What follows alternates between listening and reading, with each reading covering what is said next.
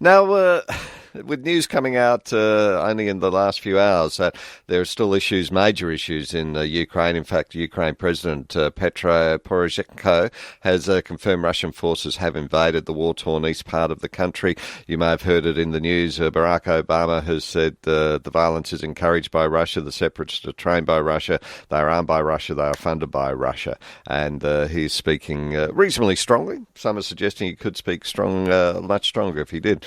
But the reason I say that is we've had troubles happening there for a while. We've also had troubles happening in Gaza. And, gosh, you look at the number of lives which have lost there in the Gaza Strip there, and it is just so sad. Over the last couple of weeks, we've been speaking with the Director of Jewish Studies at the University of Melbourne, Dr. Dvir Abramovich. And the reason I wanted to catch up with him this morning, we haven't had the opportunity to talk about good news. However, there has been a ceasefire which has been put into place. It's been called a long-term ceasefire. So I thought it was only right that I catch up with Dvir and find out what the situation is. Good morning, Dvir. Good morning, Glen. Good to be with you. Thank you very much for your time again. As we have a look at what's happening in Gaza, there seems to have been a long-term ceasefire which has come into agreement. I shouldn't say there seems to be, but I can't help but feel there's a bit of deja vu in what's happening over there at the moment, Dvir. Yes, I recall the words of former Israeli President Shimon Peres, who recently stepped down, who said that the number of agreements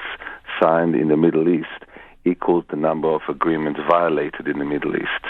So there's no guarantee that Hamas will honor the open ceasefire that was brokered by Egypt. But, we hope that some sense will prevail. I think it's important to remember that this, in effect, is the same deal that was signed in November 2012, the same ceasefire that was established after Operation Pillar of Defense in November 2012. And yet we find ourselves 2 years later, less than 2 years, in the same situation whereby there have been enormous suffering and needless deaths and injuries on both sides. There has been so much carnage over there, Dvir, and it seems a bit bizarre that both sides come out saying we're the victors of it all. Is this part of the issue that someone needs to win? I don't think that's part of the issues.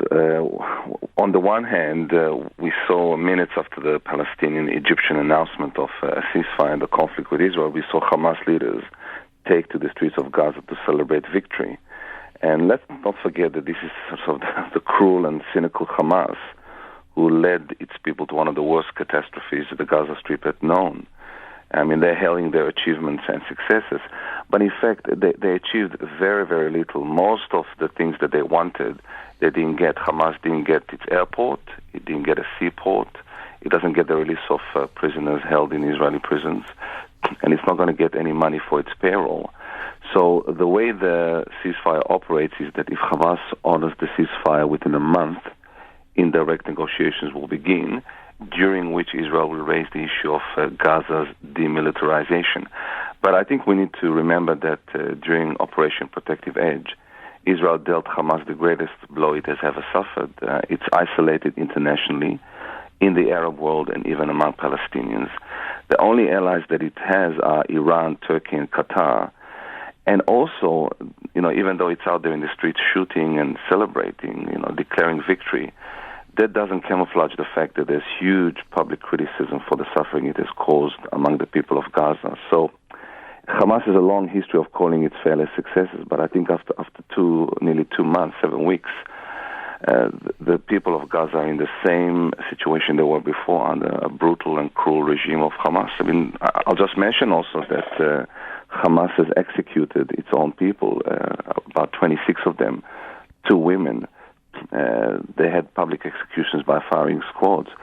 So we really hope that the Palestinian people, I think when we spoke last, I mentioned the Palestinian people really have to rise up against Hamas, overthrow them, and make sure that they can raise their children in peace.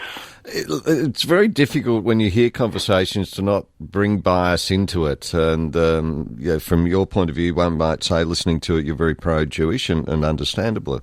When you have a look at Hamas and you have a look at ISIL around at the moment, Dvir, how do these organisations and groups seem to get the profile and the support and the money to do what they're doing, yet the whole world is against them?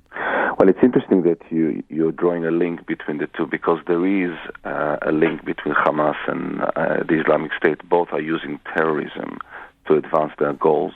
Both are oppressing their people. Both are conducting public executions.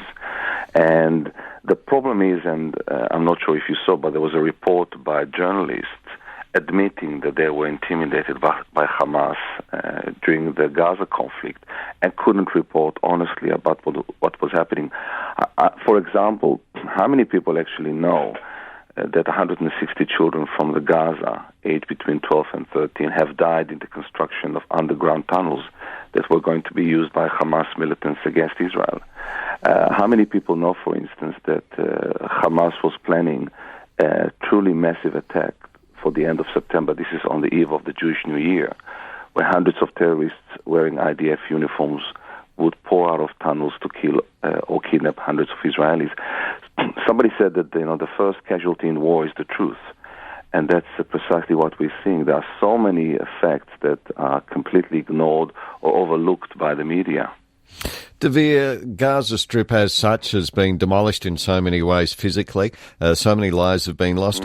How many Palestinians, and I'm not sure how to ask this question, whether we can do it as a percentage or what, of the Palestinian population actually support Hamas? That's probably the most important question, because I think there's a lot of people shaking their heads and saying, why are the Palestinians allowing Hamas to lead them down this road, to oppress them, to kill them, to initiate conflicts that were simply unnecessary? I mean, we have to remember that if you wanted the background to the conflict, Hamas abducted and murdered 3 Jewish teenagers, and Israel launched Operation Brother's Keeper, which included destroying Hamas's network. But I think most importantly, the Israeli government kept telling Hamas that, if they stopped the escalation of rocket attacks, quiet would be answered with quiet. And this was the consistent message sent to Hamas. And yet, you see Hamas, launching 4,000 rockets and mortars towards Israeli towns and cities since the start of Operation Protective Edge on July 8th.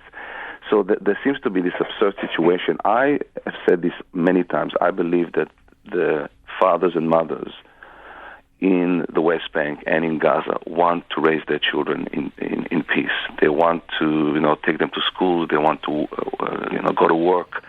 And yet they are being let down in a terrible way by Hamas and by the leadership. So it's time for the Palestinian people. And we see it on the West Bank, whereby there's been very little trouble, no firing of rockets.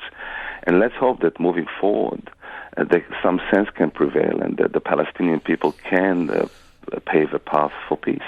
Dvir, you mentioned earlier about having peace and cooperation and that, and you also mentioned that Hamas haven't got access to an airport, don't have a seaport as such. There's much talked about the blockade of getting aid via the sea to Gaza Strip. Can you see that the day coming where that sort of blockade will be lifted? Yes. Let's not forget that humanitarian aid has been coming through the blockade. In fact, most of the tunnels that were built because of construction materials that Israel let through. The key point is that Gaza needs to be demilitarized. It needs to be free of weapons. And in fact, Israel has destroyed many of the rocket and weapons that Hamas has. But the point is that you can imagine that many Israelis will now be saying, we are not going to allow a similar situation to happen in the West Bank. Let's remember that this is not Australia. There are very thin and very close borders between Gaza and Israel. And of course, it's very easy to fire rockets into civilian populations. The key factor here is to make sure that Hamas is demilitarized, the whole Gaza Strip is demilitarized.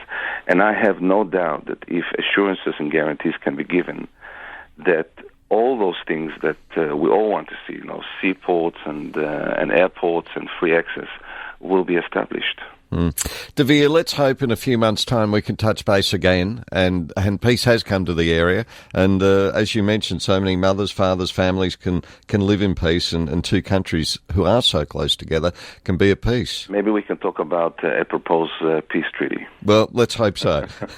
Dvir, always appreciate your time, and thank you very much for taking our call. Appreciate the opportunity. Bye-bye.